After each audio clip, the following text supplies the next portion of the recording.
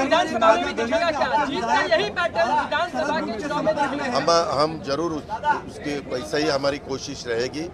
महायुति का विधानसभा में भी ऐसा ही यश मिलना चाहिए, ऐसी सफलता मिलनी चाहिए। इसीलिए हम पूरे जान लगा के काम चुनावी गणित का काम कर गया। जिस तरीके से आपने कहा कि तीनों प्रमुख नेता बैठ करके इस आंकड़ों की गणित में किसको कैसे देना है, चुनावी गणित सही तरीके से सटीक बैठा क्या? हाँ, बराबर है। तीन दफा मैं एकनाथराव शिंदे और देवेंद्र जी फडणवीस साहब एक दफ़ा वर्षा पे बैठे थे, एक दफ़ा यहाँ ही इनके चेंबर में बैठे थे।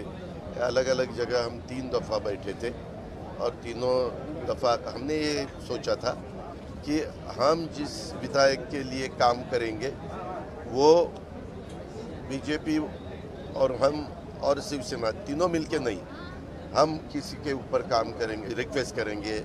कोई रिक्वेस्ट बीजेपी वाले करेंगे, कोई रिक्वेस्ट शिवसेना वाले करेंगे। आपको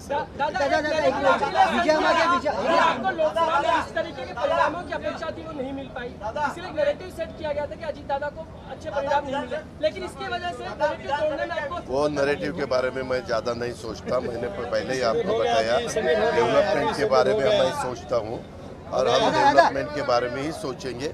आगे भी हमारे डेवलपमेंट के आप सबको भी विचार करके ही आगे जाए।